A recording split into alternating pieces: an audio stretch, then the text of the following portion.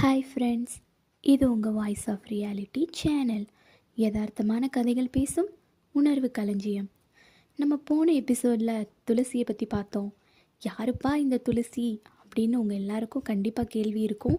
அந்த கேள்விக்கான பதிலை நம்ம இந்த எபிசோடில் பார்க்கலாம் வாங்க. துளசி ராகவன் தேவி தம்பதியருக்கு 16 ஆண்டுகள் கழித்து பிறந்த தவ புதல்வி.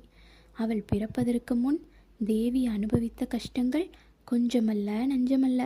ராகவனும் அவன் அம்மாவும் சேர்ந்து செய்த கொடுமைகளால் பாதிக்கப்பட்ட தேவி 2 முறை தற்கொலைக்கு கூட முயன்றார். இறுதியில் கடவுளுக்கு தேவி மேல் கொஞ்சம் கருணை பிறந்து விட்டது போல. ஆம், தேவி கருவுற்றார். எதிர்கால கனவுகளை நெஞ்சில் சுமந்து துளசியை பெற்றெடுத்தார் தேவி. துளசி மேல் உயிரையே வைத்திருந்தார் தேவி. கண்ணை இமை போல பாதுகாத்தாள். தரையிலே நடை பழகினால் பொற்பாதம் நோகுமென்று மார்மேலே நடை பழக்கினாள். இப்படிப்பட்ட சூழ்நிலையில் வளர்ந்த துளசி பார்த்து பயப்படும் ஒரே நபர் யாரென்றால் அது அவள் அப்பா ராகவன் மட்டும்தான். ராகவன் கொஞ்சம் சைக்கோ. அவர் நாக்குக்கு மட்டும் கடவுள் தேலின் அம்சத்தை வைத்து படைத்தாரோ என்னவோ, அது கடவுளுக்கே வெளிச்சம். ராகவனின் இந்த நடத்தைக்கு காரணம் அவர் அம்மா செண்பகம்மாளின் வளர்ப்பு. ஆம், ஆண் பிள்ளை எப்படி வேண்டுமானாலும் இருக்கலாம், என்ன வேண்டுமானாலும் செய்யலாம், பொண்டாட்டியை எப்படி வேண்டுமானாலும் நடத்தலாம் என்று சொல்லி சொல்லியே மகனை வளர்த்தாள் செண்பகம்மாள். அதன் பலன் அப்பாவி தேவி ராகவனின் கையில் சிக்கிக்கொண்டாள். சதா சர்வ காலமும் தேவியை கொட்டிக்கொண்டே இருந்தார் ராகவன். பக்கத்து வீட்டு ஆண்களுடன் எல்லாம் இணைத்து வைத்து பேசினார். ஒரு கட்டத்தில் தேவிக்கு இதெல்லாம் பழகிவிட்டது. இப்போது அவருக்கு இருக்கும் ஒரே குறிக்கோள் தன் மகளை நல்லபடியாக வளர்த்து ஆளாக்கி கல்யாணம் செய்து வைக்க வேண்டும், அவ்வளவே. 10 வயது ஆவதற்குள்ளேயே துளசிக்கு அவள் அப்பாவின் குணம் ஓரளவு புரிந்துவிட்டது. அவளும் அப்பாவிடமிருந்து தள்ளியே வாழ பழகி கொண்டாள்.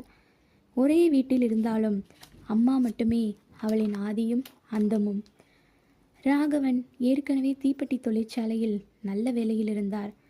துளசியின் எதிர்காலத்தை வளமாக்க வேண்டுமெனில் தானும் வேலைக்கு செல்ல வேண்டும் என முடிவெடுத்து தேவியும் வேறு ஒரு தீப்பெட்டி தொழிற்சாலைக்கு வேலைக்கு செல்ல ஆரம்பித்தார். நாட்கள் இப்படியே உருண்டோடியது. ஆனால் விதி எல்லாரையும் இப்படியே விட்டுவிடுகிறதா என்ன?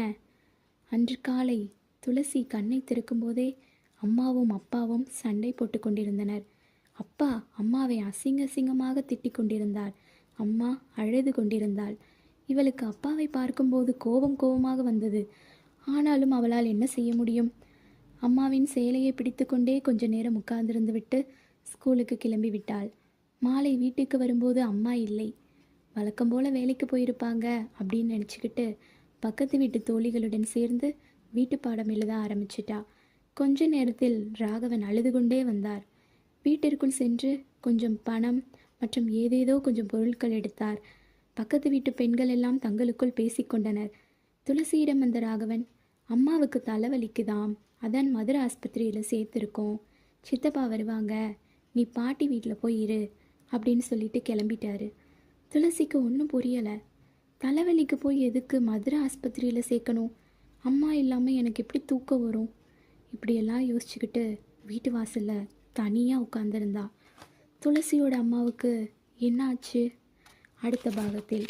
இந்த எபிசோடு உங்களுக்கு பிடிச்சிருந்ததுன்னா இப்போயே சப்ஸ்கிரைப் பண்ணுங்கள் உங்கள் வாய்ஸ் ஆஃப் ரியாலிட்டி சேனல்.